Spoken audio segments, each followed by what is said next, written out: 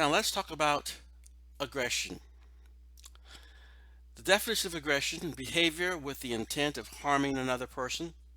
Aggression can have many forms and purposes.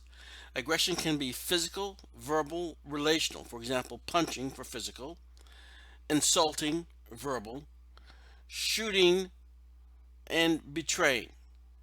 Aggression can be planned or reactive. Aggression can be driven by hostile rage or can be coldly calculated means to an end.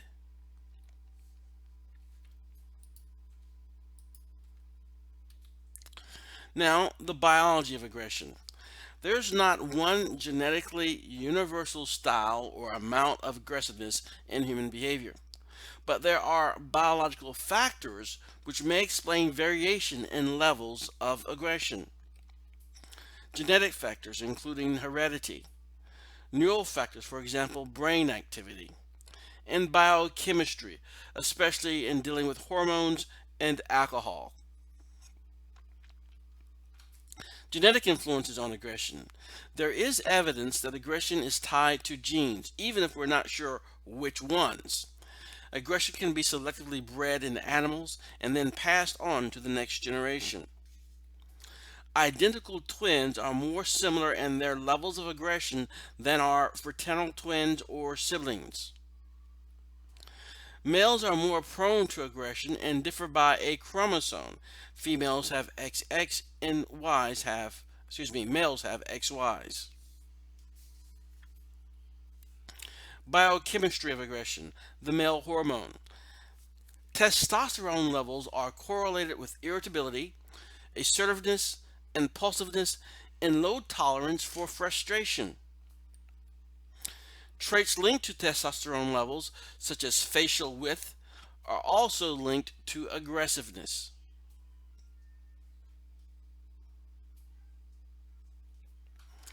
Violent criminal males have high testosterone levels along with low serotonin levels.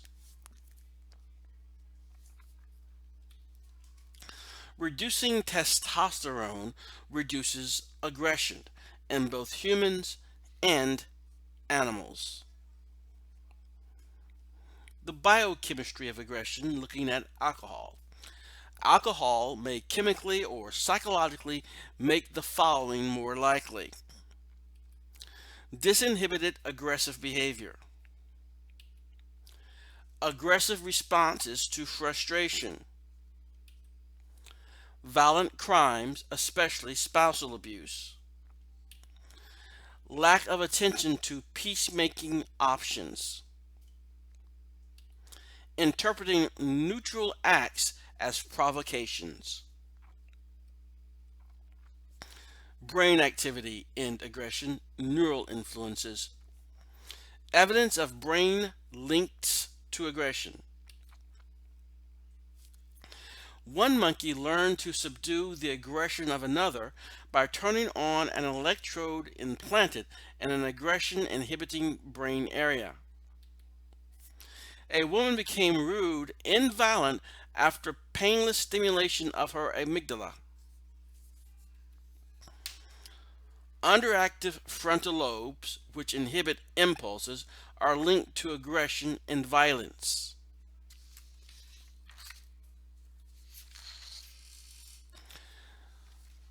Psychosocial factors in aggression.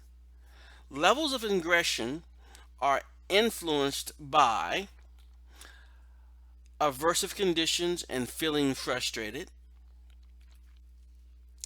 getting reinforced for aggressive behavior, having aggression modeled at home or in the media,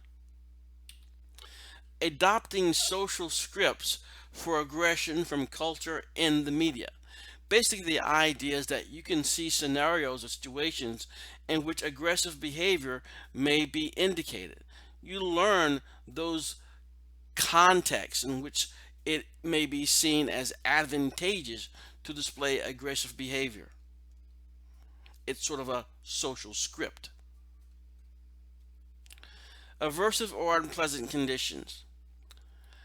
Aggression is often a response to frustration and other aversive conditions and events. Violence increases during hot years and hot days. Also aversive, pain, heat, crowding, and foul odors. This is the frustration aggression principle. After repeated frustrating events, anger can build and find a target, and then aggression can erupt, possibly against someone who was not the initial cause of the frustration. Reinforced or rewarded aggression. Sometimes aggression works. Bullies win control and obedience. Robbers gain wealth. Tacklers who injure receivers get bonuses. Aggression, like any behavior, increases in frequency and its intensity after it is reinforced. Parents in aggression replacement training can guide youth by rewarding other pro-social behaviors that still meet personal needs. Family cultural models for aggression. Parents dislike aggressive behavior in their children, but unfortunately, they may have modeled that behavior, such as yelling, as their kids watch them handle frustration. Some cultures model aggression and violence as a solution to personal and societal injustice. Models for aggression are also conveyed through media and in the form again of social scripts. Aggression in media, social scripts. Aggression portrayed in video, music, books, and other media follows and teaches a script. Social scripts are culturally constructed directions on how to act downloaded from media as a file or program in the mind. When confronted with new situations, we may rely on social scripts to guide our responses. Many scripts prescribe aggression. Effects of social scripts. Studies. Exposure to one aggressive story increases other forms of aggressive behavior. Watchers of TV crime see the world as more threatening, needing aggressive defenses. Randomly assigned to watch explicit pornography, study participants suggested shorter sentences for rapists and accepted the myth that victims may have enjoyed the rape. More media effects on aggression. Exposure to violence in media, especially in pornography, seems to increase rather than release male aggressive impulses.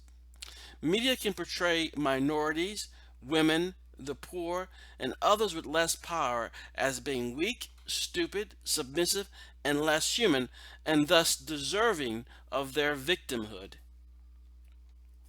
Video games and aggression.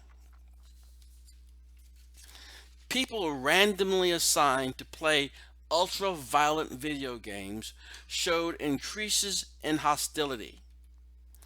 People playing a game helping characters showed increased real-life helping. People have acted out violent acts from video games.